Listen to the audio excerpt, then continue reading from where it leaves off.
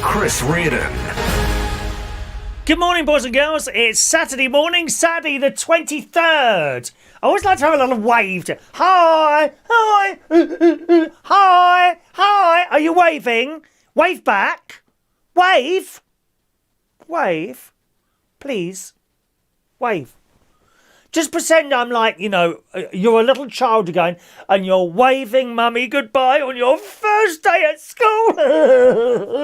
Mummy, don't go. Good morning, gang. Yes, Saturday morning, the 23rd of January 2021. A very good morning to you and welcome to today's United Kingdom talk coming to you from Bracknell in Berkshire. A little bit grey today. This is my posh suit. I have a posh suit which is now about 20 years old and it comes out for weddings, and I think that's all it comes out for actually. I wore this both at my nephew's wedding, which is that's got to be about 8 years ago now, I think, since my nephew got married, and my niece's wedding as well. And they got married in the same year actually.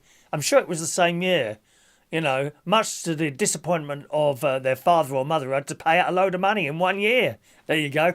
Nothing for me to pay out, I'm happy to say. Yeah, so we're a bit grey today. Very nice day outside, it looks at the moment. Nice and bright and sunny. And it was yesterday when I went out for my walk. It was about 2 hours was out yesterday. It was lovely. It was cold. Don't get me wrong, it was cold, but hat and gloves on. Eventually, even if it's like minus degrees out there, after a long walk, you start taking your hat and your gloves off. You do warm up quite quickly there. So very nice indeed. Let's say some of you are sending in early texts this morning. Good morning to Rachel Wheatland. Morning, Rachel. Hello to, there's my sister, ready and waiting this morning. Morning, Sharon.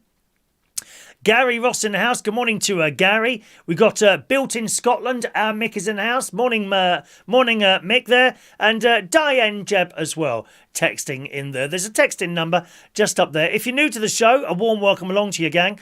Just to let you know, there is a texting number. I don't go into the chat box at all. That's just for people to talk to each other. I never go in there. So if you try and send me a message on there, I won't see it. Similar with the Facebook. If you're watching on the Facebook Live, the first part of the show, I won't see any of those messages. To contact me, either send a text. It's a normal text number, okay? It's a normal text number, doesn't cost you any extra or anything like that. 07551 259 675 is my text number. 07551 259 675. Or you can send an email there, chris@unitedkingdomtalk.co.uk. Or shortly, we open the phone lines as well if you want to call in about anything as well. Okay? Morning to Jason Hughes. Morning to Fran Green. Can't you see I'm waving back to you? Morning, Fran. Fran's having a good wave there. Thank you, Fran. And yes, just a reminder there, gang, those text numbers that you send in, it is not a premium rate number. We're not talking £1.50 for a text. It's just a normal text message when you're sending stuff like that. All right. I went to Lidl last night. I haven't been there for a couple of weeks. I only go shopping now once every 2 weeks. And I go very late at night. I left the house at about 9:10 at night. It's only a 10-minute drive down the road in Crowthorne, and pulled into the car park. There's about 3 cars in this car park because it's open till 10. And the reason I go there late at night is because there's no one in there. No one sneezing, coughing or anything like that. So, as safe as you could be without it being delivered, I suppose, shopping being delivered. And it was nice. They've got a new app. Lidl have got an app. Oh, yes, they have. Look, here it is. Can you see the little yellow thing there? The Lidl app. Now, I actually downloaded this. And I think, sometimes you can register stuff with Facebook rather than muck around with emails and passwords and all that sort of thing. You can just sign up with your Facebook. All right? Although it is quite annoying, I must say, sometimes, not so much on the mobile phone, but sometimes when you're on the computer and it says sign up with Facebook and you're doing all this and then you press that thing to sign up with Facebook and then it asks for your Facebook password. Well, you might as well have signed up with an email address and a password yourself, mightn't you? Who remembers their Facebook password? Because I don't. All my passwords are like, J6, small j, 9, LL, small o, large Z, %, pound sign. That all my passwords are like that. I don't use words. There's no way you could ever guess one of my passwords. So when it comes to signing up for things, or sometimes with the computer you clean out stuff like the cache. Is it the cache? Cache, you clean out the cache, and then the next time you start logging into thing, password please. Oh Christ, I've cleared all those out again, have I? Then I have to get my special book. Have you got a special book of passwords? They're all written down. Special, but no, I'm not going to show it to you. You might break in here and steal all my passwords. No one's got my list of passwords. No one. No one. It's a special book and it's hidden. I should get a safe for that, really. Keep it nice and safe. You try and save up. Anyway, so the little thing. Morning to John Parrish. Are you in your cottage? He's in a cottage now. A cottage. So much money. Caravan, cottage, home in the Bahamas or wherever it is you're from. I can't remember now. Anyway, so here's the new little app. There it is, little app. Welcome to Little Plus, Chris, it says there. And so it was all on there. And it's got various coupons and things like that on there. And I got to the checkout. And a lovely girl on the checkout, actually. All my stuff. I'll tell you how much shopping I got in there. My God. So much stuff. I had 5 carrier bags full of stuff. Now, admittedly, when I say 5 carrier bags, I don't mean like a carrier bag full of bacon and sausages, that sort of thing. An example of some of the things would have been boxes of tissues. Now, if you buy boxes of tissues, you ain't going to get more than 4 in a carrier bag. Do you know what I mean? So bear that in mind. It's not like all small items. But nevertheless, 5 bags of shopping, 25 quid. And it's the same in Aldi. 5 bags of shopping for 25 quid I bought last night. I was well happy with that. You go in Waitrose, you buy one item, it's £175, please. Have you got with my Waitrose card here? My Waitrose card, eh? That hasn't been out for a while. But you get the good service, fantastic service in there. 5 bags of shopping for 25 quid. Anyway, so this thing, apparently, you're supposed to look at it before you go in there, right? And then you activate these special offers that are on there. I'm not quite with it at the moment. It says you might be missing out. Oh, what's this? Enable notifications. So does that mean the damn thing's going to ping every 5 minutes? I can't bear that. My mate's got all the notifications turned on his phone. Every 5 minutes. Ping, ping, ping. Well, I haven't seen him for a while, but the WhatsApp, he's got the WhatsApp, the messaging. Ping, ping, boom, boom, boom, beat. Can't bear it, dear. Or I don't have notifications. The only thing this does is ring when someone calls me, which it won't do at the moment because the bell's off while I'm sitting here doing a show. And I will get a jingle whenever there's a text coming. Sharon, are you listening at the moment? Sharon, could you just send me a text so that people... I'm going to just turn the sound on. Could you send a text so that people can hear the noise that it makes when I get a text? Because you don't know this. You'll be impressed by this.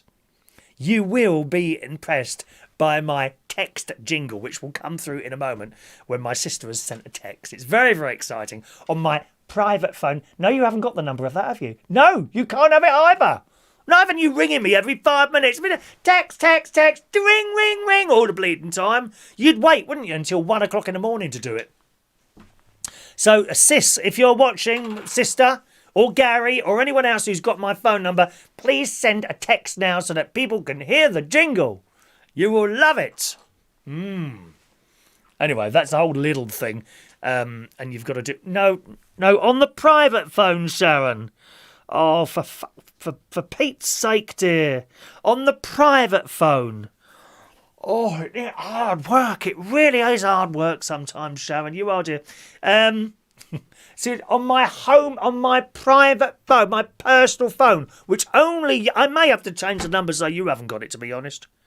She says I didn't hear nothing. No, you didn't, because you're in the wrong phone, Sharon. My personal phone. Oh, God's sake, man. No, not ring it. Not ring it. Not ring it. Text message. I knew it was a mistake asking her to do something technologically wise. Oh, sis, please. A text message to my private phone. Is it that difficult?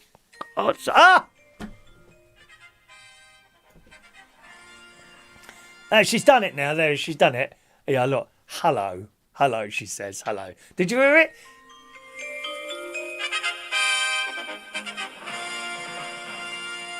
Yeah, baby! It's the old London Weekend Television jingle! Yeah, and that comes through every time I have a little text, although I'm going to turn it off now because we mustn't be disturbed while we're doing a show.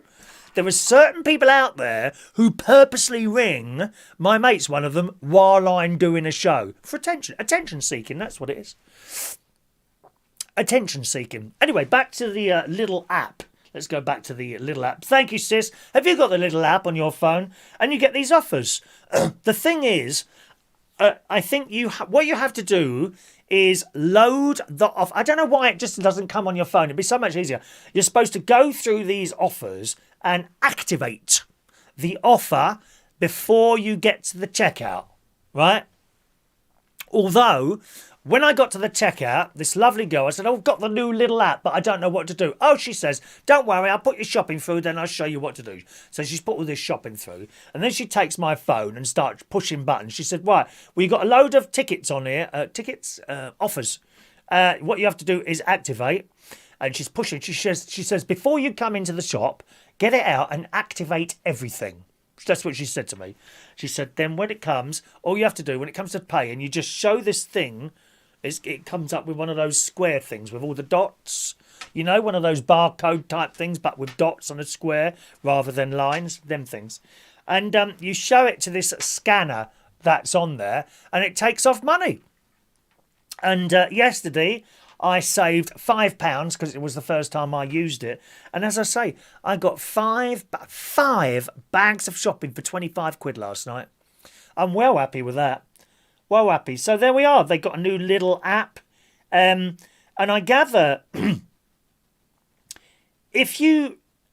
when you spend a certain amount of money in a month, you then get money off. Now, it don't sound much. If you spend, for example, £100 in a month and this accumulates, you don't have to go in there and spend £100, right?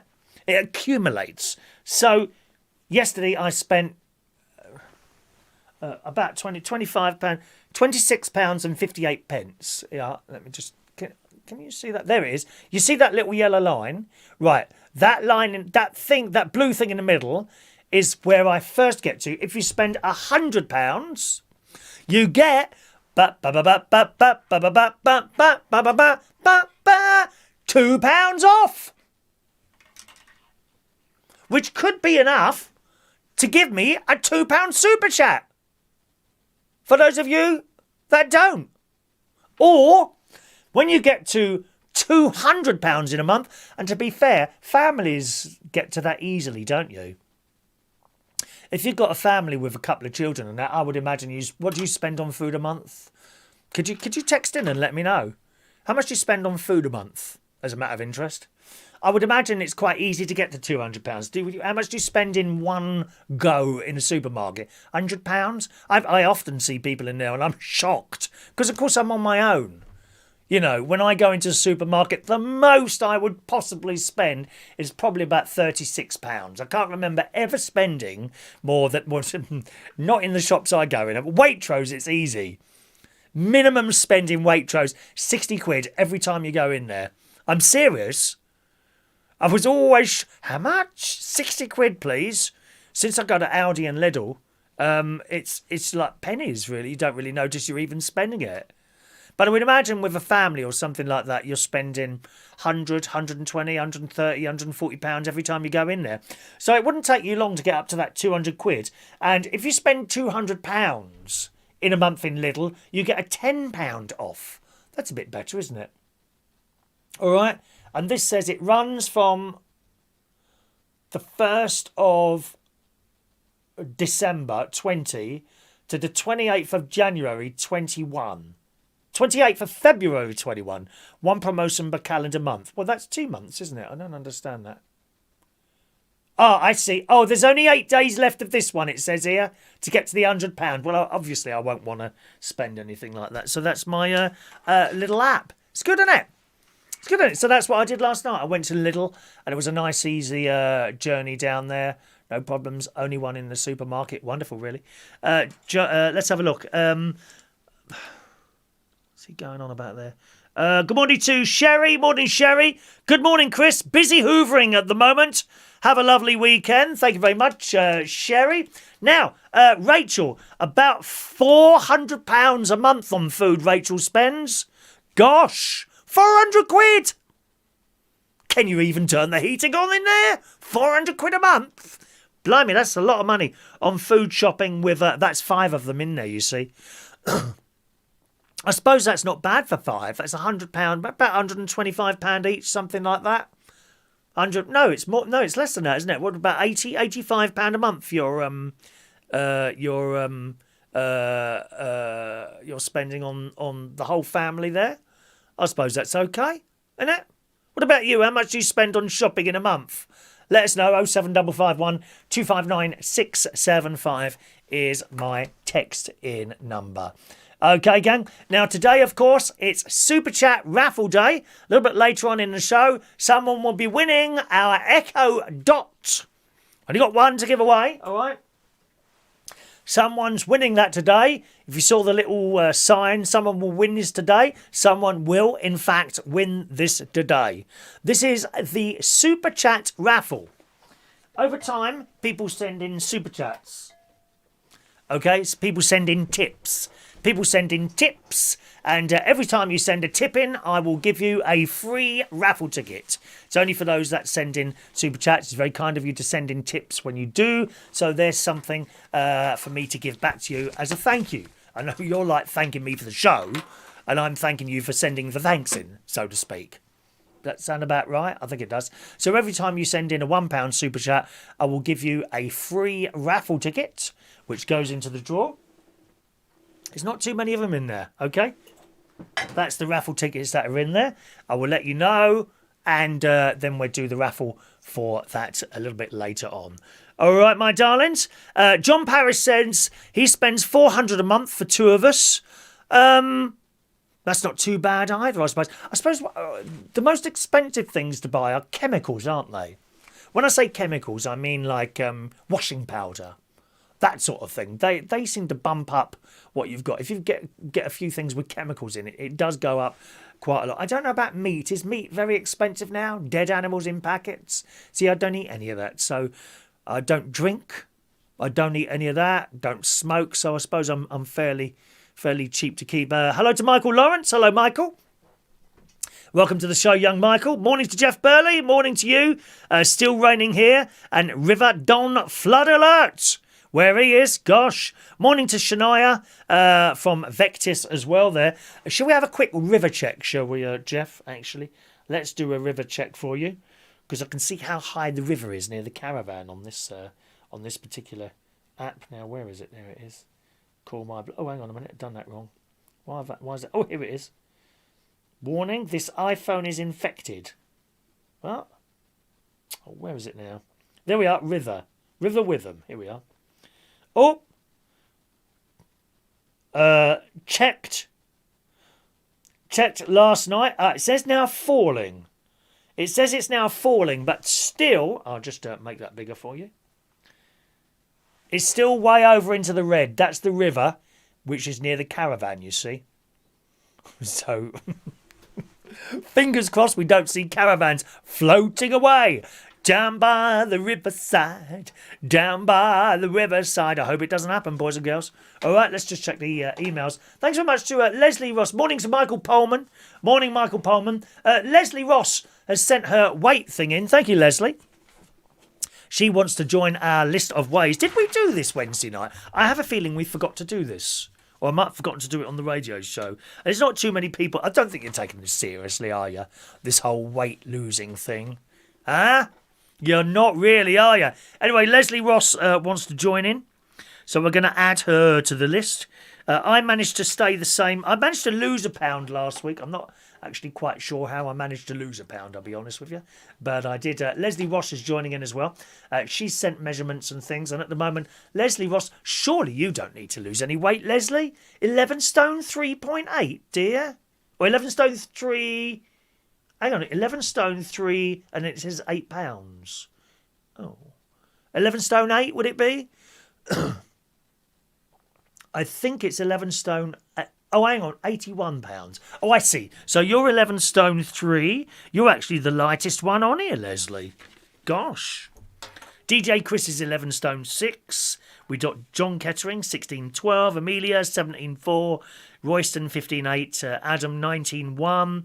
George, 23.5 stone. Me, 13 stone 6.2. So I don't know if we'd carry this on. I don't think you're taking it seriously, to be honest. Doesn't matter anyway. Got plenty more to talk about without having to worry about that. Jeff says that's good news about the river with them. Yes, of course we are in early days yet. You know, the rain has only stopped, so the little tributaries that feed the river might still be coming down the long hill. So fingers crossed there, you know. Hello to Paul in Amsterdam. Good morning, Paul, who says, yes, Blackcomb, we have a 9 p.m. to 4:30 a.m. curfew coming in here tonight for a month in Amsterdam. Gosh, is that right? Blimey. Well, I mean, who wants to go out the door? Unless like you're like a young person, you know, who wants to go out the door after sort of, do you know what I mean? Sort of 8:30 at night or whatever. I mean, I haven't... been walking for a while. Let's just clear those down so I can make some space there. So, just a minute, I've done something wrong here. What have I done here? Dum, dum, bum, bum, bum. There we are. Try not to read out the same messages twice there. Okay, here's a question for where's Danny Woodhouse today? Has he not got up yet? Thank you, Leslie, for sending those in. Danny Woodhouse not got up yet? Lazy git, honestly. Morning, Danny, if you're there, dear. Okay, we're going to open the phone lines now, boys and girls. There you go. And we're opening him for this reason to start with today. Remember the first time you ever went to a pub? Now, not with parents. The first time you went either perhaps on your own or with friends to a pub. Tell me about it, what you remember. What was it like? Were you scared? Did it worry you being in there? Did you get very drunk? What was the pub like? Was it nice and clean, or was it a bit, sawdust on the floor? Little fights going on in the corner. Good morning, Maureen. Morning, Maureen, in London. Anything like that at all? 0208 144 3477. I'd like to know what you thought about that first experience you were in a pub. Did it make you want to go in pubs more? Or did it completely put you off the idea of going in a pub? Not with parents, as I say. The first time you went in on your own or with friends. What was the name of the pub? Do you remember that? Any idea? Where was it? Was it near your home? Did you travel somewhere? Did you get on a bus to go there? Did you walk there? How was it? What was your first ever experience of a pub? 020 8144 3477 is my phone-in number, or you can text your answer, as always, on the texting number 07551 259 675. Perhaps that's where you met your other half. Did you in a pub? Was that a good thing or not? Paul in Amsterdam said the first pub he ever went in was the Dog and Fox in Wimbledon on a Sunday night. I was 18. Paul, how old are you now, Paul? Because I used to go there. It wasn't far from where we lived in Wandsworth. I lived on my own in Wandsworth, and I had a few friends there as well. And we used to go every Sunday night to the Dog and Fox in Wimbledon, top of the hill, wasn't it, eh? Run by a bloke called Ken. I don't know if he's with us anymore. He never really trusted anyone to do anything, did he? He wanted to do it all on his own. I mean, his lighting rig was amazing, really. It was all on plugs. And you could see him when there was a show on, like Lily Savage. I remember seeing Lily Savage there. And he would be plugging things in and all that business. Oh, God, I remember that place. And my favourite song at the time was Taylor Dane. There's one for the show, actually. Taylor Dane, Tell It to My Heart. You know that one? Tell it to my heart. I'm going to write that down, actually.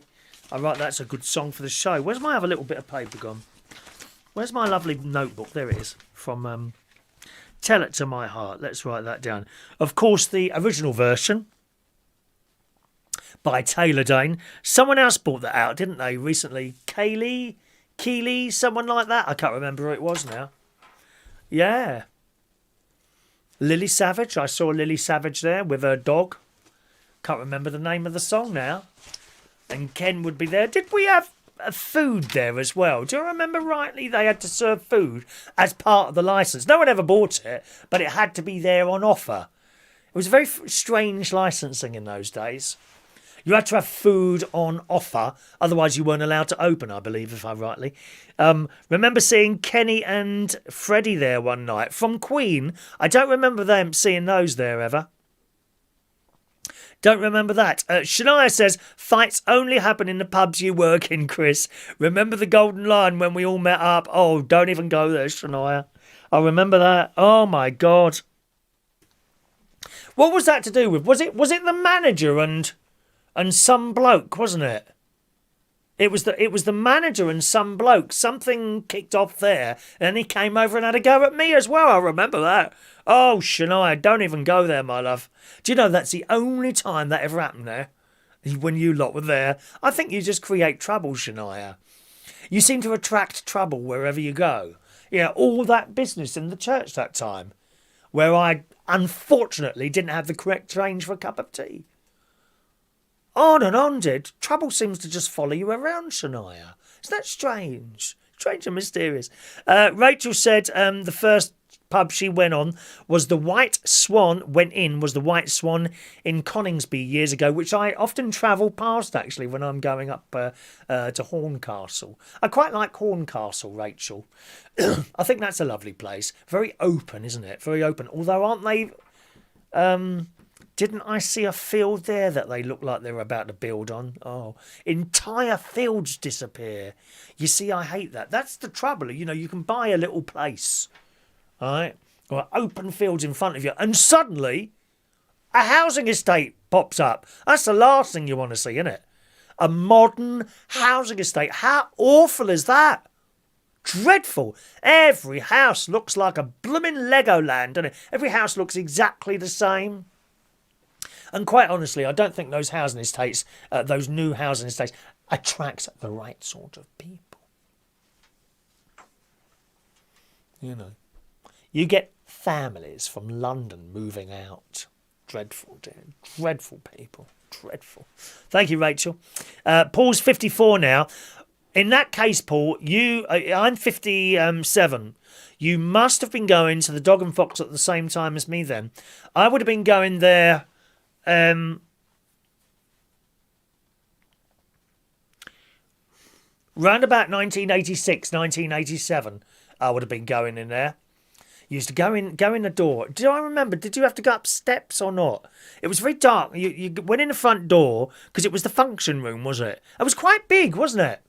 Very big, and that smelled like a blooming swimming pool in there. It was awful. The smell in there. No one ever chatted me up in there. No one. Very disappointing. So thanks for that. Let's have a look there. A Dog and Fox in Wimbledon. Anyone else remember the very first pub that they went in? I think mine was the Highwayman, which was a pub in Roehampton. If I remember rightly, that was the first pub I ever went to. And it was just a local normal pub. Now and again they had entertainment on in there, like a singer. In fact, that's one of the first places I ever DJ'd in.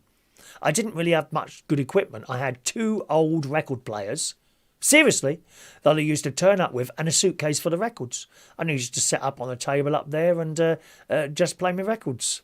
The Highwayman in Roehampton. I don't think that's there anymore. I'm sure that's really been replaced by flats as well. I'm sure it has. Rachel says we used to go to a car boot in Horncastle at the big school as you enter the town. Oh yes, on the right hand side. Is that the one with the speed camera? And it's on the corner. So if you don't know it's there, it can get you. It never got me, dear. Oh no! Slam on those brakes as you come round the corner.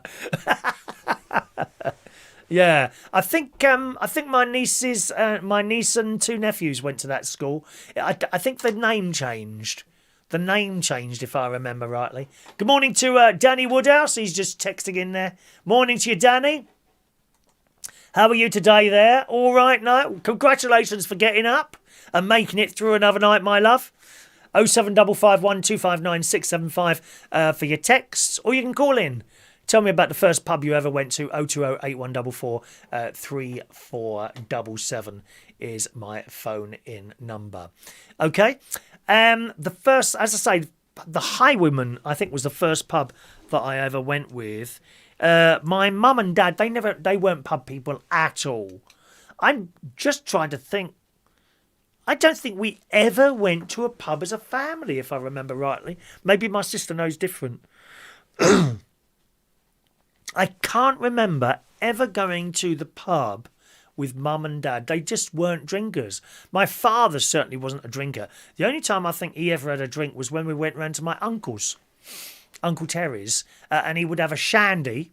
That's all he would have, one shandy, my father, and then very quickly after that he'd get a headache and have to go and lay down. I think that's probably why he didn't drink. He wasn't a drinker at all. My mum certainly didn't drink. I know some of you ladies out there, you might like a little bottle of wine or something at night. Perhaps one or two glasses, or the entire bottle, you know. But not my mum and dad. They just didn't drink.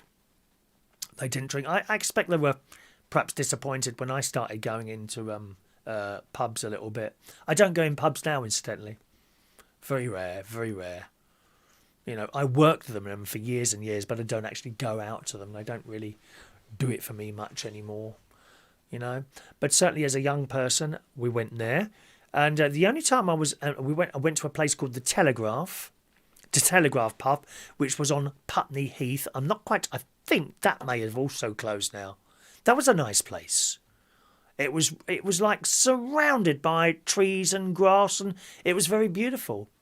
That's where I had the worst fight in there, Shania. The worst fight, not me, kicked off in that pub. And I was doing a soul night in there. This would have been around about 1980, 83, 84, 85 sort of time, something like that. And I had equipment then. I'd been doing weddings and birthdays and that sort of thing. I was DJing this pub. We advertised a soul night. And it became very busy very quickly. Within the space of 2 or 3 weeks, it was rammed in there. Rammed. To the point that my speakers, I think they just about coped. I had to put them on big poles to get the sound across the audio. It was packed in there.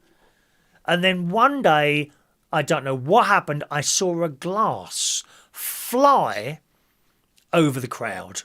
And that was it, mate. The entire place erupted. Forget the Golden Lion, Shania. It's nothing compared to what happened in there. All these glasses started flying from one side to the other, tables and chairs. And the weirdest thing is, I had 2 people come up to me while I was standing. What do I do now? What do I do now? From both sides. There was clearly 2 sides developed in there. I don't know what it was about. Probably someone looked at someone else's girlfriend. You know what some of these straight blokes are like? Yeah, don't happen in the gay world. Someone looks at your boyfriend and you say, well, just go with him then. We're not bothered. Carry on. Not in a straight pub. You looking at my bird, mate? Whack! Breaks the bottle, shoves it in his face. That's how it is. Don't know why that is. Can't control themselves. But I had 2 people come up to me from both sides. All right, mate, you're nothing to do with this. Just get under your DJ stuff. Everything will be fine. No one will touch it. Okay? Underneath I went. I'm hiding under there, under my desk. And then it all finished. The police came, chucked everyone out, you know, made a few arrests. And then I got up from underneath. My God, the mess. The mess. And not one piece of my equipment had been touched. couldn't believe it. I thought any minute now someone's going to grab something, a speaker, because they're heavy. They're heavy. Speakers are heavy. And throw it across. Nope. Nothing had been touched. Not only had nothing been touched, there was no debris around me. As, in fact, these two people had said to me, just get under here. You're nothing to do with this, mate. Everything will be fine for you. How weird is that? So that's the worst one ever. The highwayman. And then the next week I got the phone call, sorry, we're going to have to cancel you. Like it was my fault. Nothing to do with me, dear. It was a soul night. Shame, really. Because it was a damn good night there. A really, really good night. Rachel says, I remember going to the Charters Arms pub in town. She was 17 and played Frankie, Lemon and the Teenagers. I am not a juvenile delinquent. I am.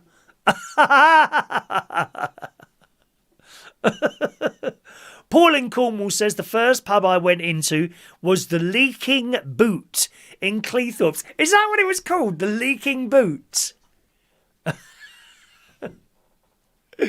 Gosh. The Leaking Boot, that's a good name for a pub. Where I grew up in Roehampton, the pubs there were, nearest to me, I suppose, was the King's Head, which was like the main, that was kind of the main pub in the village. I say village, it's a small town now, really. The King's Head, there was the Montague Arms, there was the Highwayman, there were two others. One was up Medfield Street near to the funeral place. That was on the Earl Spencer. That was called the Earl Spencer. And there was another one which was right down the end of Roehampton Lane, kind of in a housing estate. Yeah, the King's Head, I used to go there. I spent a short period there. I went and played the piano there. They had an old piano there. And then down right at the bottom of Roehampton Lane was a place called the Red Rover, which was quite popular. I did a little bit of DJing down there at the Red Rover. So they were all the pubs in Roehampton. The only time I ever got asked for my age, funnily enough, was on my 21st birthday.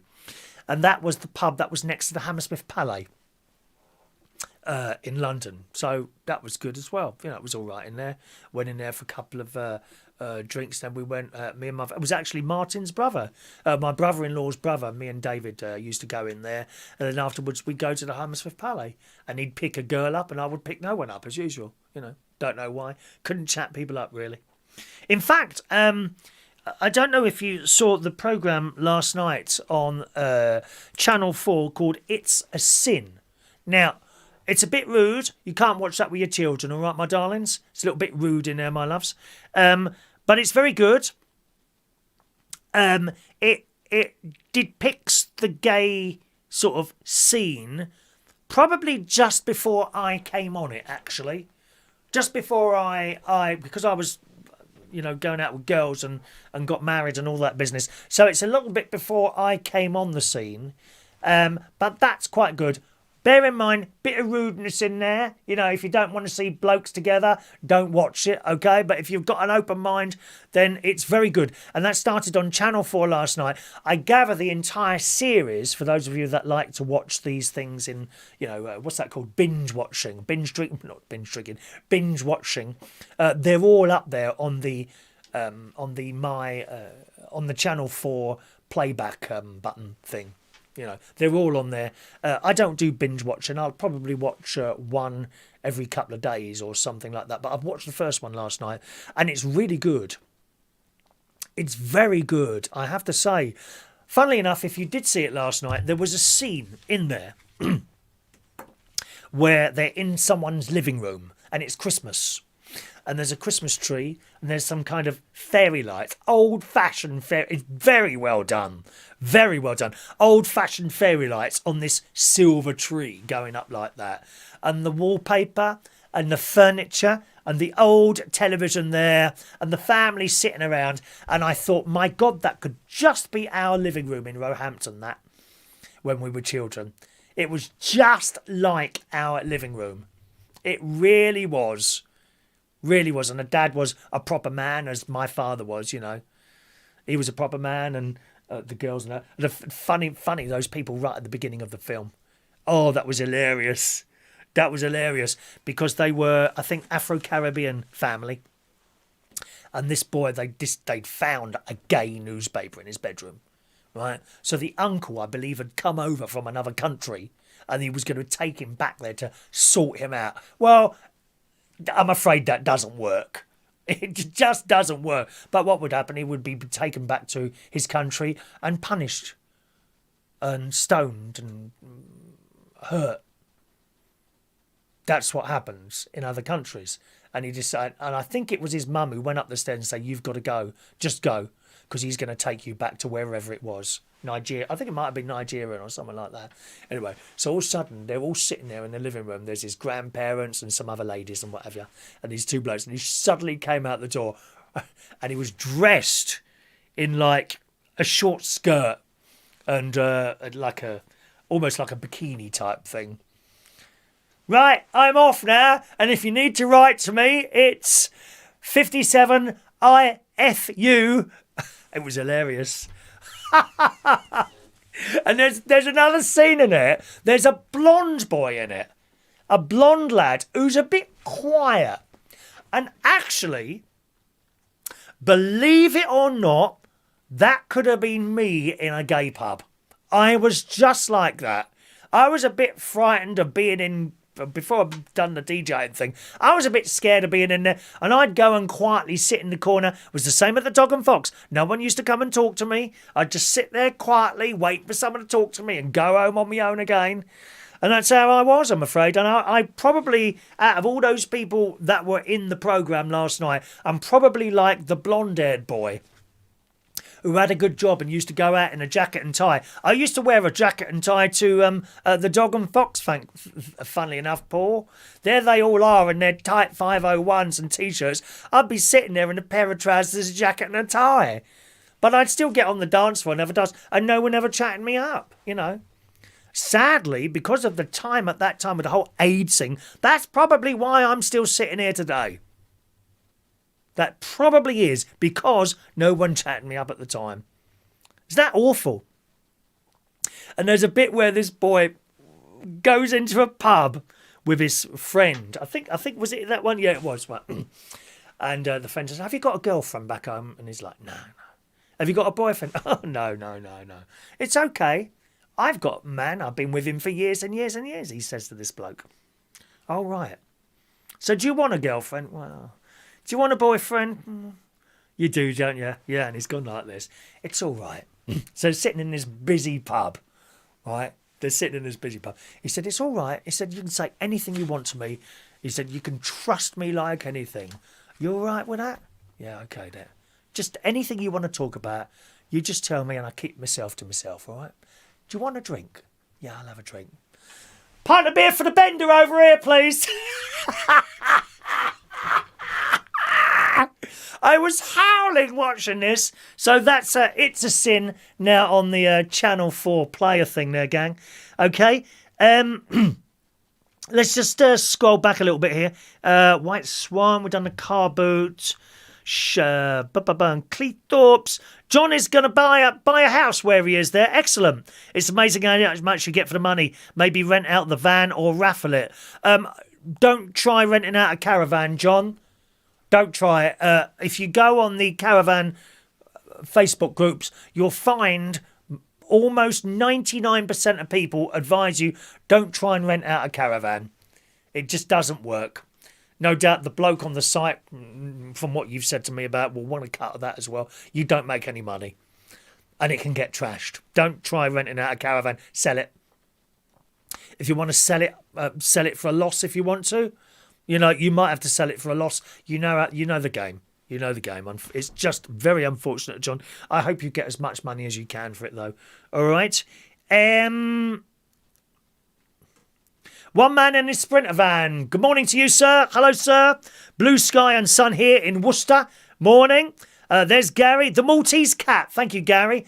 The Maltese Cat was the pub at the, not right at the bottom, but near the bottom of Roehampton Lane. It wasn't too far away from our primary school where we went. Isn't it funny? We're jumping from subject to subject, going back to the pubs there.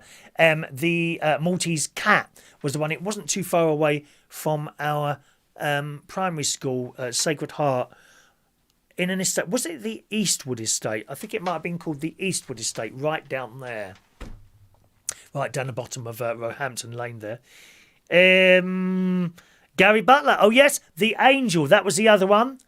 That was up Roehampton High Street.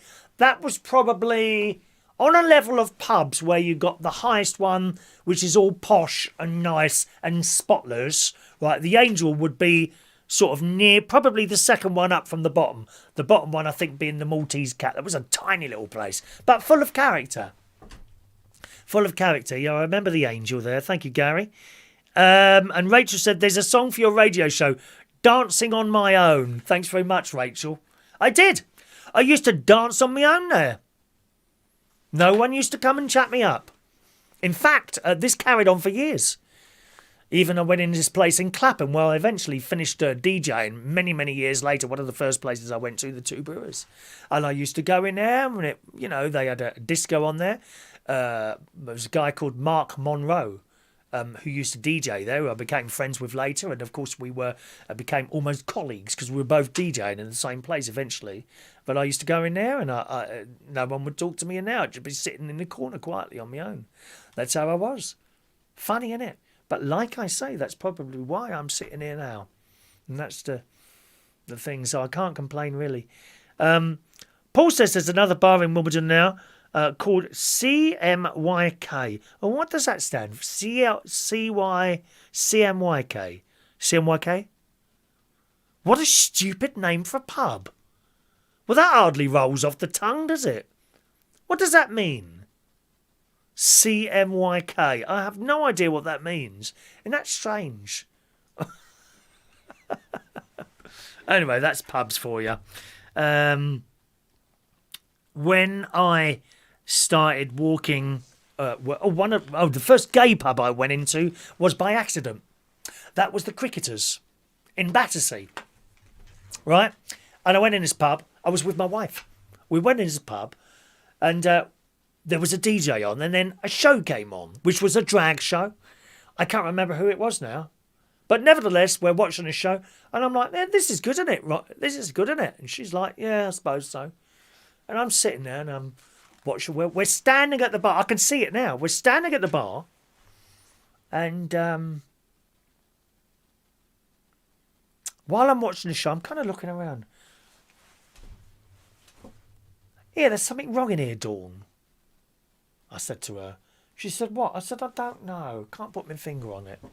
There's something, because we didn't know. There's something different in here. Yeah, there's no girls in here. Ain't there? She's looking around. She said, oh, yeah. There's no girls in here. How funny, isn't it? we still didn't click. We still didn't click what it was. And, of course, we were in a gay bar. And the DJ was a bloke called DJ Dolly, who had these sparkly sequin jackets. They looked fantastic. He was like, I think he was about 60 odd then. He was an old boy. And he'd be DJing. And then years later, I bumped into him again at a place called the Royal Oak in Hammersmith, which that closed and changed. That's a stripper's bar now. I won't be going in that, my love. I bumped into him there years later when I was about 21, 22. I said, I'd like to come and work in some of these pubs. I was already DJing in normal, straight bars, you see.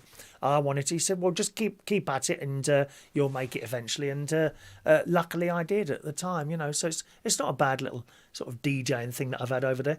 Christopher Williams, good morning, Christopher, says the first pub he went into was the was it the Gamecock? Is that what it's called, the Gamecock? Up in Great Harwood, Lancashire, many moons ago. There you go. It's great talking about these pubs and things like that. You remember, of course, I used to go, when I was working for British Telecom, I got my first flat in Wandsworth, went to a place called, I think it was the Gardener's Arms or the Gardener, something like that in Wandsworth. I'd come out of my flat, literally walk down the street, cross the main road, and you were in there. And I used to get drunk in there. I did it for about 6 months. I was about 23 at the time. Every night I'd go in there after work and get drunk, come home and fall asleep. I did that for 6 months, then I just stopped. And I never really drunk after that. That was it. I did it for 6 months, drunk every night, came home, and for whatever reason, I just suddenly stopped. Funny, isn't it, really? Things changed and that. Eh? There we are. Off licences. All the pubs used to have off licences when I was a child. You used to go in there, didn't you? Eh? 2 cans of this, please. Can I see your age, please? They were very strict then. You wouldn't get away with buying stuff then like some of the kids do now. And sweets. We used to go in there for the sweets. I remember my friend Alan Butcher. You coming down... We used to say, you coming down the offie? Yeah, I come down the offie. We go in there, I don't know, buy a bag of crisps usually for me. Cheese and onion crisps. You know I like cheese and onion crisps. Or sweets or something like that. There wouldn't be a queue, you know. You just go in and the off licence was part of the pub. It would be a separate door. Because as children, we weren't allowed in the pub, but we could go in the off licence. We just couldn't buy a drink. We'd go in there and buy sweets, and there'd be the counter, and you couldn't help yourself. No! There was like a glass bit there, and oh, can I have that and that piece? Nothing ever used to get nicked. It was blooming self-service. That must be the worst thing ever invented. Self-service shops. When you think about it, years ago, when we used to go to Sainsbury's, when we lived in Peckham, we used to go in Sainsbury's there, and you'd go in this shop, and it was long and narrow. I remember it, long and narrow. There was a counter in the middle of the shop and counters on each side, and each counter had its own stuff. So you go to the first counter. Can I have a tin of beans, please? Have some peas, tin of soup there, please. And then you pay for that. They give it to you. Put it in your paper bags. Pay for that, and then you move on to the next counter. I'll have some sausages, please. I pay for that, and then you go to, you know, I suppose it took longer to do your shopping, really. But nothing would get nicked. Never get anything nicked, because you couldn't get to it. Innit? And the off-licences were the same. You couldn't help yourself. You went in there. Of course, all the off-licences, they went when corner shops, because we never used to have corner shops. Not really. I don't remember any corner shops that were open till like 10, 11, 12 o'clock at night. Don't remember those. But you could go to the off-licence and buy sweets and crisps in there. Alan Butcher. I remember Alan. You're coming down the offie, Chris. Oh, all right then. Get yourself a bag of crisps and all that business. Anyway, that's our little first thing today, pubs and what have you. I suppose us going to the off-licences is likened to young people nowadays going to McDonald's. You're coming down Mackie D's. I've heard that a couple of times. And groups of young people go to McDonald's, don't they? And then they sit there, eat their food, leave all the rubbish on there, and then just go. Me and my sister and brother-in-law, we used to see that in Skegness a lot. We'd go down Skegness, as you know, this journey. We'd go down there once a week. This is a couple of years ago now. We'd go down there. First of all, we'd go to the fish and chip shop. What's it called now? You know what's it called now? Can't remember the name of it now. The fish and chip shop. You go upstairs. There's something. Oh, crud! Trawler's Catch. The Trawler's Catch. Go up the stairs. The Trawler's Catch would have chips, and I'd have beans on chips. Brother-in-law would have a sister fish and chips or kebab and chips, something like that. And then we'd go for a short walk, and we'd end up at McDonald's for an ice cream. We'd go in there patiently, right, wait in the queue with our money. These kids are in and out there touching this screen. Oh my God, all the germs on there, dear. Germs. Full of germs. They're all touching and put the card in, and that's it. There we are, standing there with a fiver, trying to hand something in there. Oh, we got a super chat. Thank you very much. Super chat coming in, boys and girls. A super chat has arrived here at the... What the hell was that? Just I've still got my music playing there. Yeah, hang on a minute. Here comes the super chat jingle. A nice tip from Colin K. Thank you very much, Colin. Very kind. Very kind. Super chat, £5 super chat, which I will give you 5 free raffle tickets for today's super chat prize, which is the Echo Dot. Someone's winning that today. That is being won today. By the way, I don't know if Denise Andrews is watching this morning. I only managed to post off your fridge magnet yesterday. Okay? So last night, so that would have gone this morning. So hopefully you'll have that next week, all right? Because I don't keep people's addresses. All right, so Colin K, 5 free raffle tickets for you, Colin K. And you might, or might not, win the Echo Dot doing the show at some point today. I won't make you wait much longer. Oh, is it 11 o'clock already? Blimey, how's that happen? 11 o'clock already, dear. It's almost lunchtime. I've only just had breakfast. There you go, Colin. All right. Let's mix those up a little bit here. Here's all of the raffle tickets for the Super Chat raffle. Who have we got here? Michael Lawrence here. Colin K. Leslie Ross. Gary Ross. Is that Gary Ross? There's Leslie. There's Gary. Are you playing against it? There's Mark Bowles there. Oh, let me just... Where's Mark Bowles? Let me just kiss that ticket. They're all in here, my loves. Mick Davenport as well, is there? Mick's in there. What else have we got in here? Mick, there's Michael. Is that everyone? I think it's everyone. There might be a few others there. I can't see them all there. All right. So that will be happening there. Thanks very much for the £5 Super Chat. Anyone else who's sending in the Super Chat today, every time you send £1 in, then I'll give you a free raffle ticket. You might win the Echo Dot happening live on this show today. All right? Live on this show today. All right. What were we just talking about? The trawler's catch, that's it. And we go into McDonald's and have an ice cream and a cup of tea later. While they're tapping away at these screens, there we are. We get to the front desk and we order. Old-fashioned. Could we have this, and this, please? And you know when you order at the desk in McDonald's in Skegness, it's almost like, you're in the way. They see you from behind there. Because there's no one standing at the front desk. And it's like, yes? Oh, can we have this, and this, please? As it types in the screen, £5.60, please. And then we patiently wait for our items. We pick them up and then we go and sit down. And we're usually surrounded, these 3 elderly people, that's me, my sister and brother-in-law, by young people who are sitting there scoffing their faces. And then when they finish, they just get up and go. All the rubbish is left on the tables. Who teaches these people? Honestly. Do you know, we need to get this in schools. Don't leave blooming litter. Are these children not being taught that? The problem is their parents. That's the problem. They haven't told them to pick up that sweet paper from the floor, as my mum used to do to me. Pick that up, Christopher, she used to say. And I would have to be forced, otherwise I'd get my leg slapped. Slap those legs. All right. Paul in Cornwall. What's that you say there? I don't usually use that for text, Paul, all right? Okay. Is it snowing? Fran says it's snowing where she is there. Gosh, is it really? Don't like the snow. What else have we got here? Where will you go on holiday after the lockdowns? There's another question for you. 0208 144 3477 if you want to tell me all about that. I ask you because travel firms have reported that people are starting to book holidays. I mean, I wouldn't.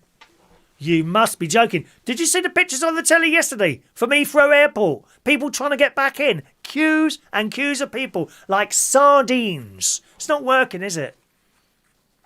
It's not working. This whole lockdown thing, it's not working. When I go out for my walk, I am shocked to see, where are all these cars going? I have to say, not at night time. There's hardly anyone around at night. If I go for a nighttime walk, I probably won't see anyone in the 1.5 to 2 hours that I'm walking. And yes, I do walk that far at night. I'm not sure I'm doing the walking correctly. I'll tell you why. If I do the pavement walking, that is at night, right? I walk generally at a reasonable speed the whole time. Hour and a half. I tend to slow down a bit for the last half hour or so. But when I go over the forest, it's much slower. Reason being, it's much slower. The reason being, oh, by the way, we got an unknown number there.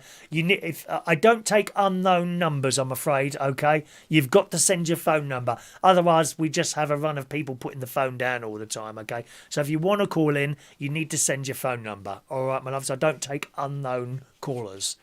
We've tried it before and it just doesn't work. Idiots just keep putting the phone down. It's a waste of time. Yeah, so when you go over the forest, it's a much slower walk. For example, there's a load of mud over there at the moment. So, you sometimes just squelching, carefully trying to go around large puddles. And of course, I go over there and pick up the rubbish as well, don't I? And this takes time. You see a bit of rubbish, you stop. Sometimes it's in the bushes, so I've got to get in, sort of wedge my way in a bit and with my litter picker grab the rubbish like that. There might be an area that I thought, it's quite a lot there. When I say a lot, a few cans and bottles and things like that, and I pick those up. Right? So it's much slower, and I don't do the distance over the forest. Although it does seem a large area that I cover, I don't really do the distance over there in the same time that I do when I'm walking around on the pavements. It's a much faster walk. And I'm wondering if it's better to walk fast like that. That being said, it's a completely different exercise over the forest. Because you're going up and down hills like this, and some of them are blooming steep, I have to say, and bending down and picking up things. Whereas on the streets, I'm walking around, little cheap earbuds in my ears, listening to some music or something like that, or making a few phone calls. I often make phone calls while I'm running around. And that's at speed. That's much faster. And I cover a greater distance in less time because of that. So I'm wondering if that's the best thing to do there. Couple of texts coming in there. Hello to DJ Chris Cross. Morning, Chris. Morning to you, Chris. All right. Okay. Yes, the holiday firms, travel firms have reported a surge in bookings from the over 50s. They're brave. I mean, seriously, I would not be going away at the moment. It's just madness. Can you get back into the country even?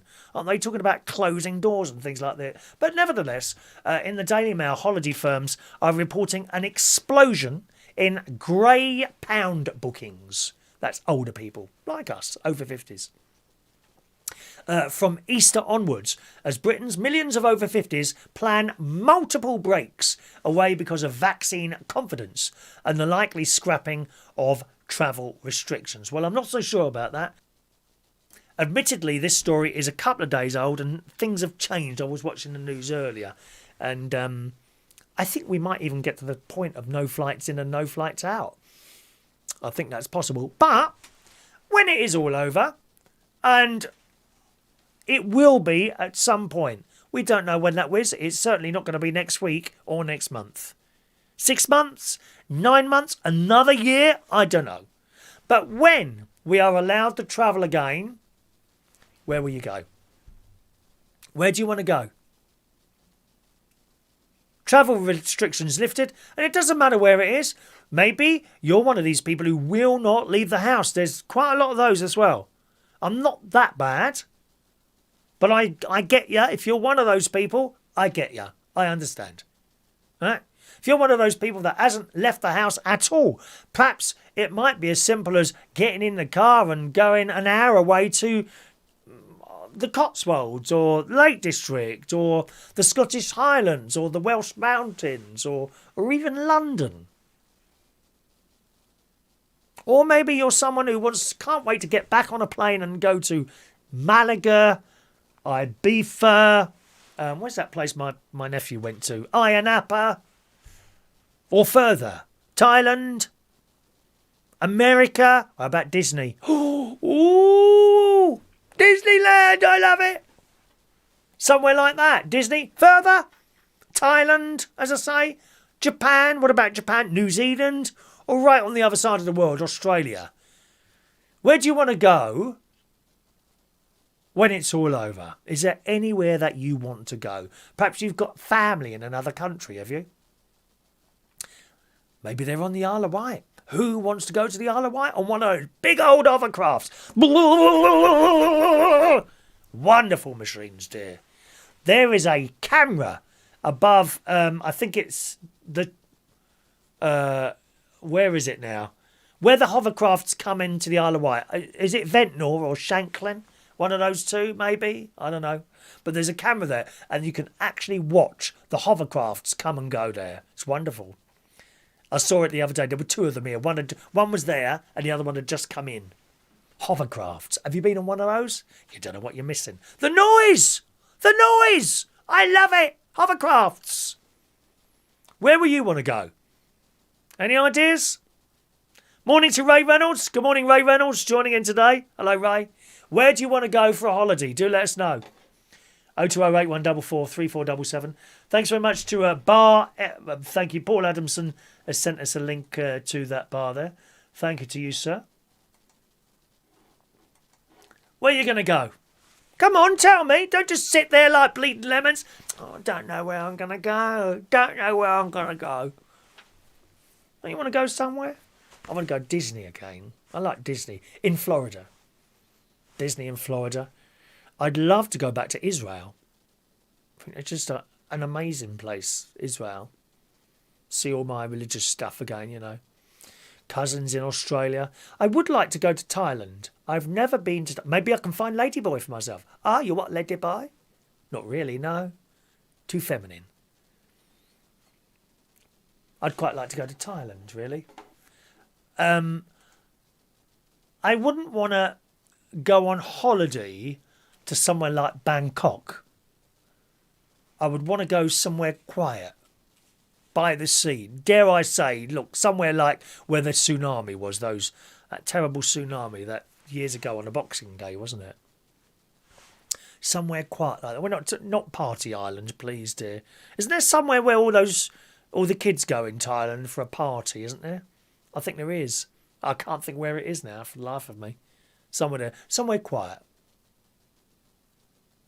Bangkok, no, far too busy for me. Although I have to say, I think you've got to go there 1 or 2 days to experience it. You know what I mean? Today, that's where you get all your clothes there. My mate went over there. He was gay. David, he was DJ. David Rosen. Right? Met a girl. Married her. Brought her across. Got a family now. Happy as a sandbag. Good on him. But he would always tell me that whenever he went over there a few times before they eventually got married, and he would always buy clothes there. You could have suits made, you know, like, what's posh suits? Louis Vuitton, does he make suits? I don't know. Louis Vuitton suits, but it wouldn't be Louis Vuitton, you see. So you choose your material. And then David said to me, he opened this cupboard. He said, what lining do you want? And he'd open his cupboard and it was all these different linings. Louis Vuitton, Ralph Lauren. And you choose your lining. He said, okay, come back in a day. It'll all be done for you. And David would stand. He was only a short bloke, my mate, David. He's in his 60s now. And he'd measure him. The little man would come out, Taiwanese man, measure his legs, his waist, his arms, his collar, and all this business. He said, okay, you come back, you know, in that beautiful accent. I love that accent. Don't you like foreign people's accents when they try and talk English? Some of those accents are beautiful, beautiful. And,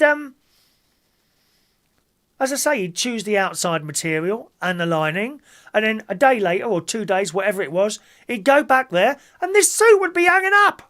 Thank you very much. 30 quid. Ha! Ha! Instead of 500.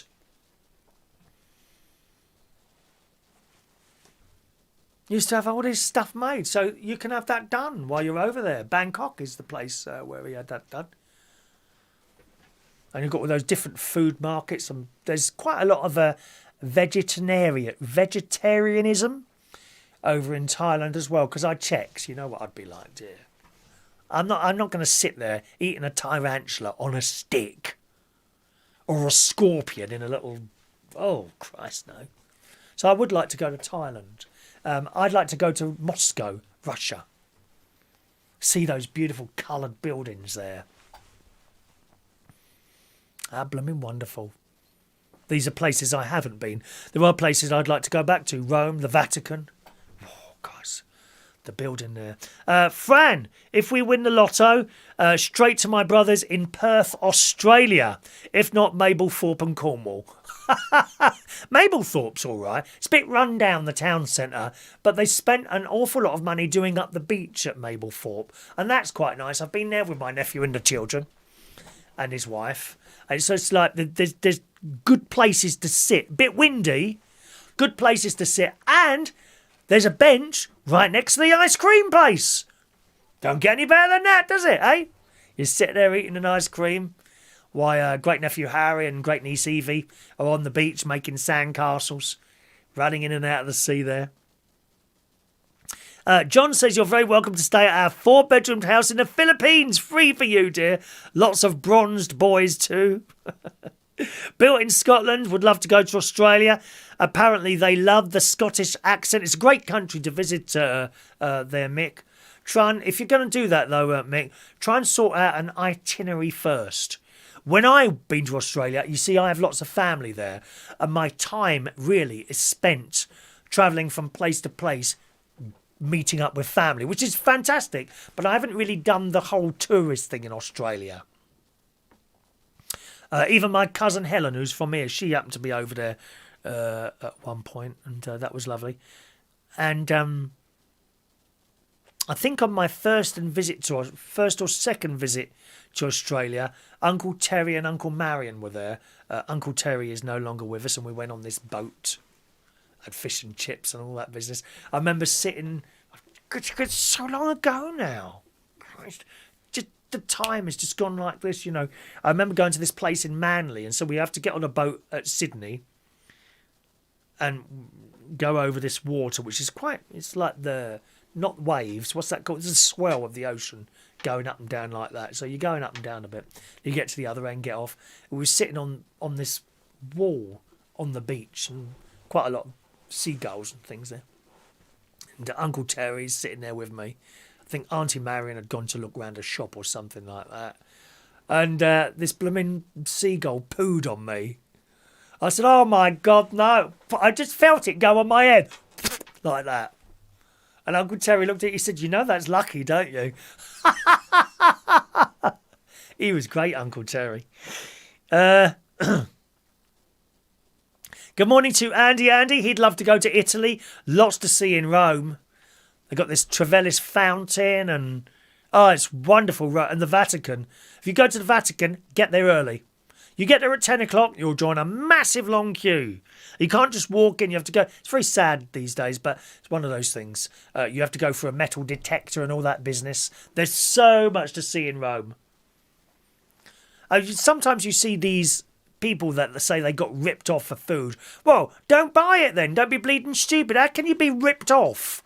I remember seeing this story in one of the papers years ago about someone that paid 50 quid for an ice cream. Well, more for you then. You know, if someone give me an ice cream, 50 euros please, I'd walk off. Why did you buy it, idiot? There's some thickos around, aren't there? Some real thickos around, I tell you. Me and my mate went back to Rome not too long ago. I think there might even be videos on... I don't think there's YouTube videos. I think there's Facebook videos. And we stayed in this converted convent, which they converted into a hotel. It was lovely. And it had its own little chapel in there with nuns that going on. We went in there and there was this nun, bless her heart, very old nun. And she was playing a hymn I knew, but I think she was playing it on one finger. So I went up to her and I started playing the accompaniment with the bottom hand there. I was trying to talk to her, but she didn't speak English and I didn't speak Italian. And I said, I'd like to come to Mass here. What time is Mass? And she says 6:30 in the morning. What, on holiday? Lovely place, Rome there. Really, really nice. Shania. Okay. The hovercraft's coming in at Ryde. Thank you very much, Shania. They come in at Ryde on the Isle of Wight. Just in case you didn't know. Good. So that's our little holidays. What's the time? Gosh, it's 11:15 already. I've ordered... Now, I'll keep telling you to watch this. Dickensian on the BBC iPlayer. Okay? It's on at the moment. You've only got about 2.5 to 3 weeks to watch this now. There's 3 Dickens things on the telly at the moment. There's Dickensian, which is half-hour episodes. And there's about 20 of them altogether. I think I'm on number 8 now. And it's a fantastic series on the iPlayer. Dickensian. There's also Bleak House, which is great as well. And Oliver Twist. 2 parts of that, which is great as well. But I like that programme, Dickensian, so much. I've done something last night that I haven't done for years. And that is ordered the DVDs. I haven't bought DVDs for years. Simply because I did keep buying at one point. And I found I just put them on the shelf. Never watched. There's stuff downstairs in cupboards that has still got the cellophane on it. Madness. On the buses, Dad's Army, Carry On films, all in a shelf with cellophane on. Just don't watch them. But this one, I like it so much that I've actually ordered the DVDs off Amazon. £10.99 for the entire 20 programmes, which I think is terrific value for money. So I've ordered that now. Have you ever bought anything as an investment? What investments do you buy? Not money. Not interested in your money. Not really interested in how much people have got, whatever. But have you bought anything as an investment? Okay? I suppose, in a way, I am a landlord, and with the money that I've had over the years, including the money, my half of the money left to me by my mother and father, I invested in properties. That's my investment, properties. Okay? But what about you? Have you got perhaps something a little bit different that you buy? Maybe some of you collect coins. I think, is it Mark Bowles? I think at some point he collected coins. I think, or stamps. Did you collect stamps? I collected stamps as a young boy. They weren't very well done. I tend to just rip off a piece of sellotape. I've got a book here, look. I mean, it's falling apart. This was, look at it. This was my first ever stamp book.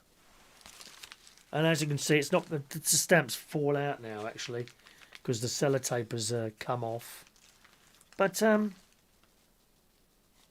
you can see some of the stamps. Oh, Christ, they're all falling out, look. I don't dare open it. See, some of the English ones. There's one from Jersey there. All sorts, and it was quite packed. There we are. They're all falling out now. That was a mistake, wasn't it? There's an old Irish one. Got any Irish in there? There's an old Irish one there. Andorra. Look at this. Andorra here. Andorra. See that there? What's this here? Colombia. 5 cents. Look. I've got all these old stamps. I don't know. I don't really think they'd be of any value at all, to be honest. Spain. Who's that bloke in Spain? The king with the bald head.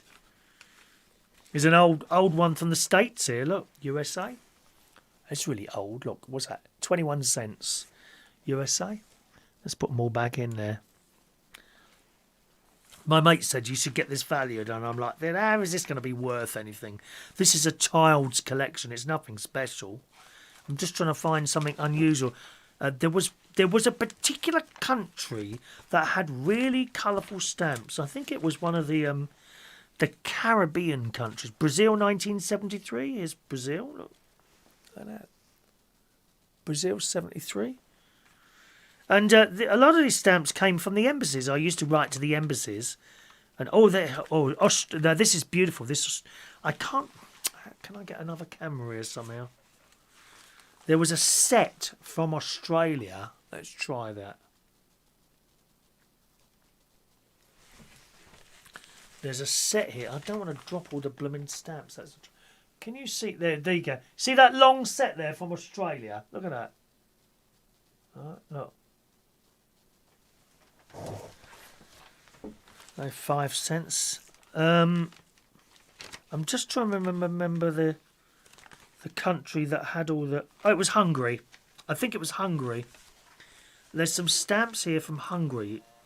And to be honest, they've been ruined by the sticky things that were used to put them in the books, as you can see there. Look, oh, wrong camera. As you can see there, look. So you see that line going down the middle? That's the sticky stuff that I used. And it's ruined them, really. But Hungary, they were always very colourful stamps there. So that's my old stamp. I'm sure they wouldn't be worth anything. Look how old this is. I must have been 7 or 8 when I had that. My sister, I ask you this because my sister has recently bought something. A motorbike, there it is. And she's bought that as an investment on the advice of her husband, Martin. That's the bike there. I don't know much about bikes at all. I don't know the model or anything like that. But that's what she's bought as an investment. All right. Chris Woodhouse. Right. Electric bikes are most definitely an investment for the future and good for the environment. Thank you, Chris. Chris Williams said, would you like to go to Cyprus again? Absolutely. Yeah, because my niece is there. I like it. It's quiet. Pathos is wonderful. You walk all along the beach at Pathos to these little restaurants. Beautiful place. They're where the really expensive hotels there. They are quite expensive to stay there. You're better off staying inside somewhere like Limassol or somewhere like that. That's much cheaper. Andy recently bought a Banksy Les Miserables framed canvas print. I'm hoping the value will increase later on in the future. Anyone else buy anything like that? What have you invested? Have you bought anything as an investment at all? Stamps, coins? What about the little cars? Did you have the little cars as children? Or dolls, girls? Did you have dolls? Because you can buy some dolls, can't you? That go up in value. The little model cars. I had loads of those. I ended up giving them... I put them all in a box, years ago now, and took them down to my son. And I don't know if he's still got them or not. But, yeah. Little model cars. They can be worth a lot of money. My brother-in-law used to do up the model cars. You might have seen some of his videos on the Butler's Empire or Retro Restore, one of those channels. And he would buy little old rusty cars and do them up. He would order the little new tyres. You could buy the tyres and perhaps a little window. And he would spray them and they'd be like brand new, these cars. But as an investment, what you'd want is something that's still in a box and has never been opened. I've actually got some records that I've kept over the years. I think they may have been played once, I think. I have a Michael Jackson box set. And I think maybe a Mariah Carey box set of 12-inch singles. You know, you never know. They might be watched. I actually might type that into eBay and see what comes up like that. Alrighty, gang.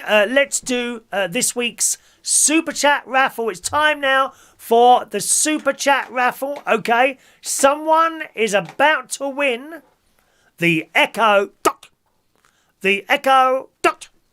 All right. Here are the raffle tickets, my loves. Who's going to win? Let's start spinning them up. Are you excited? You are, aren't you? I can tell you're excited. And I shall take that down to the post office probably on Monday for posting, okay? Oh, no, I don't have to do that anymore. They pick it up from your own house, don't they? Morning, Mark. Mark Bowles is in the house. Hello, Mark. Have you got any investments, Mark? Anything you sort of collected over the years or whatever? What do you invest in? Or don't you? But maybe you've got nothing. I haven't really. I've got nothing I've invested in. Not really. Apart from the properties, of course, which have done quite well. Since 2000, that is. 2000. Right, let's spin these up. I think you've got a ticket in here, haven't you, Mark? You've got 5 tickets in here? I think you have. Who's going to win the Echo Dot? See, the bonus of winning that is that once you've got that, you can listen to me on the radio as well during the week. 9 till 10. There it is. Look. There it is. 9 till 10, Monday to Friday. Reachonair.com. Your speaker will play that out as well, all right, my loves? Okay. Speaker will play that out as well. Ba, ba, ba, ba. Right. Okay, nothing in my hand. Oh, it's all fixed. If you think it's fixed, do us a favour and just go, all right? Come on. Blah, blah. All righty. Are you ready? We're now going to make the draw, gang.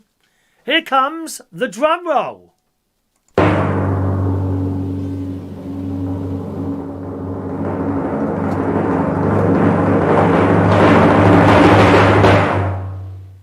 Picking the ticket now. Here it is in my hands.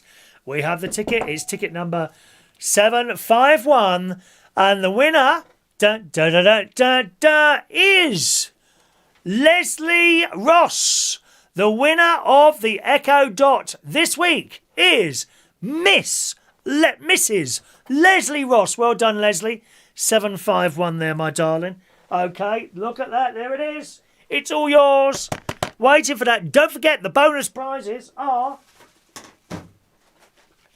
this soap, because you need look like you need a good wash, and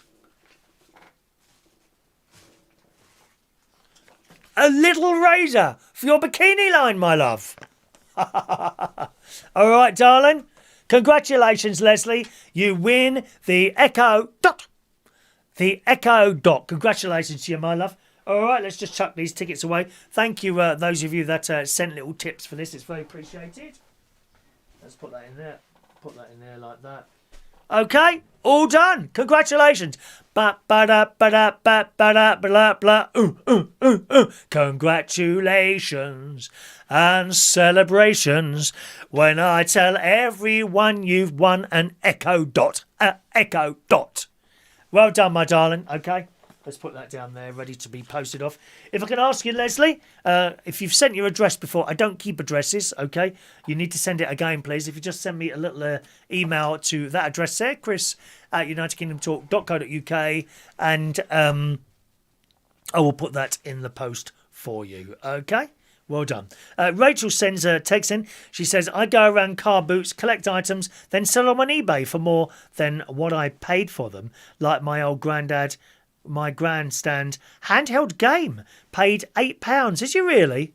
£8. And what did she sell that for? 1 second. And she sold it on. They're selling on eBay for 50 quid. Yeah, my nephew used to do it. I don't know if he still does that anymore. He used to buy things cheap and sell them on at a profit. Nothing wrong with that. Nothing wrong with that. Mark Bowles collects coins. I mentioned that earlier. And signed darts shirts. Oh, I'd love to be your dartboard. I really would, Mark. I really would like that, my love. All right, so thank you very much for that. Okay, gang. Well, we haven't done much what's on our list of things to talk about today. Let me just check your emails. Any final emails coming in there? Nope.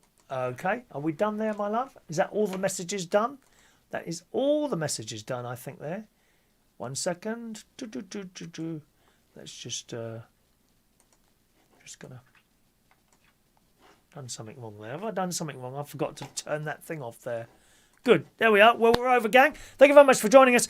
Tomorrow night, of course, is bingo night here, gang. It's bingo night tomorrow. If you know anyone else that might want to join in, do let them know about the bingo. And that is at 8 o'clock tomorrow night. 8 o'clock is bingo time tomorrow night. We might move the Saturday morning show to night time, actually.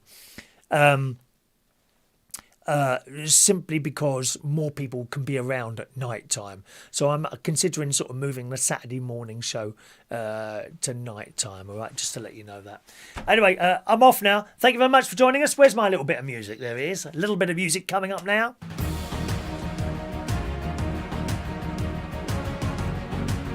Do you dance when this is on? I do. I do feel like when I'm dancing, I'm kind of wobbling a bit. You know what I mean? Bingo tomorrow night, 8 o'clock. And that will be on the bingochannel.co.uk. The bingochannel.co.uk. Thank you very much for watching and listening to the show today. There'll be another chat show just like this one on Monday night at 8 o'clock. Next chat show on this channel on Monday night at 8 o'clock. Have a nice Saturday. See you soon. Thanks for watching and listening. Bye-bye now.